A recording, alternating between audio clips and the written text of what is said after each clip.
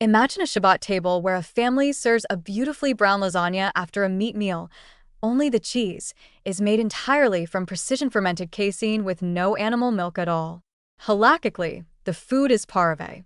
But socially, visually, and emotionally, everyone at the table reacts as though a dairy casserole has just been placed next to the brisket. These moments, where synthetic cheese enters meat settings, create some of the most interesting and uplifting halakhic case studies because they show how Jewish law blends nuanced reasoning with practical communal wisdom.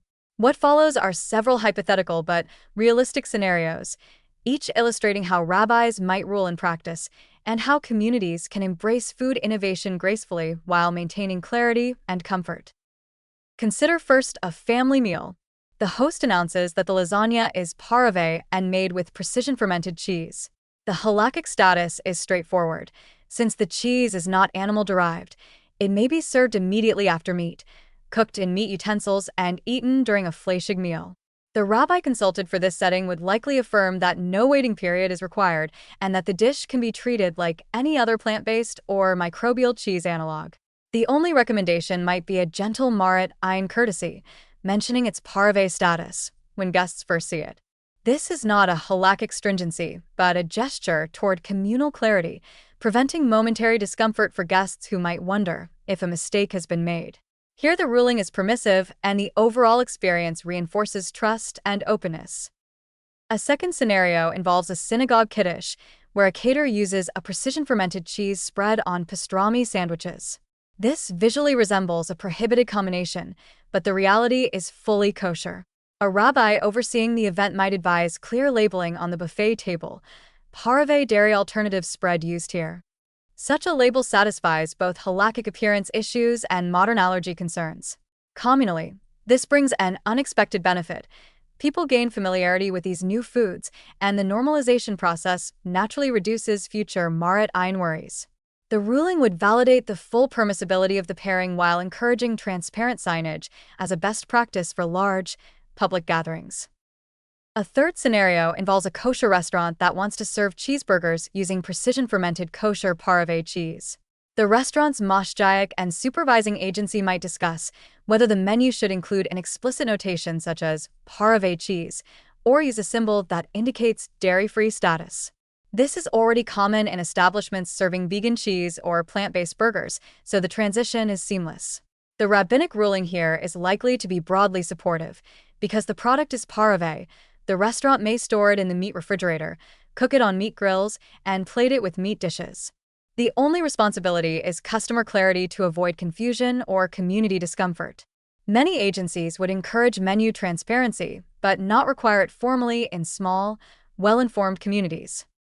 Now imagine a more complex case, a school cafeteria serving parve pizza alongside meat lunches.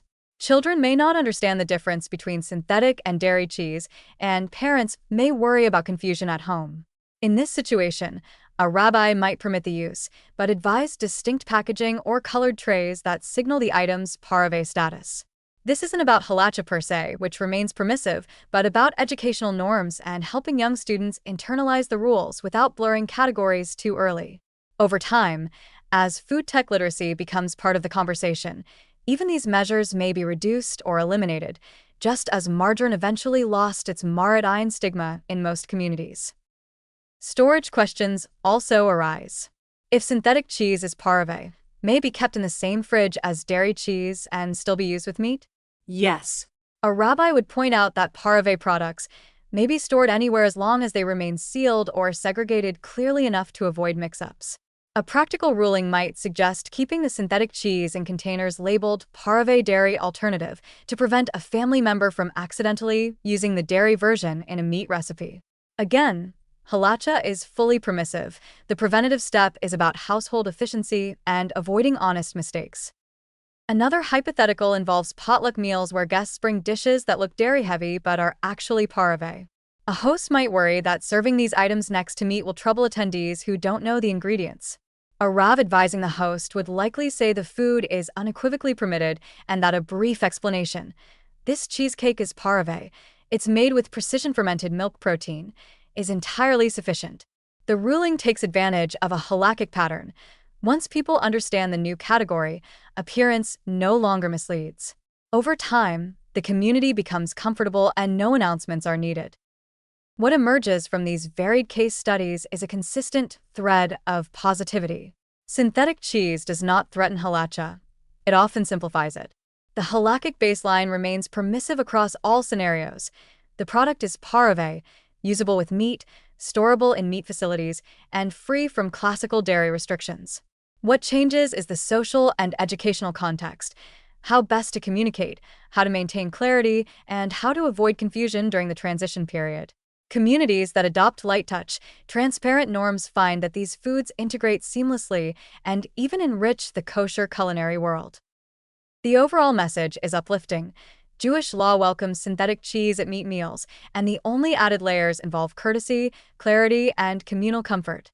Through thoughtful labeling, simple explanations, and a shared understanding of new technologies, halacha and contemporary food science work hand in hand. The result is a richer, more flexible kosher experience where innovation enhances tradition rather than challenging it.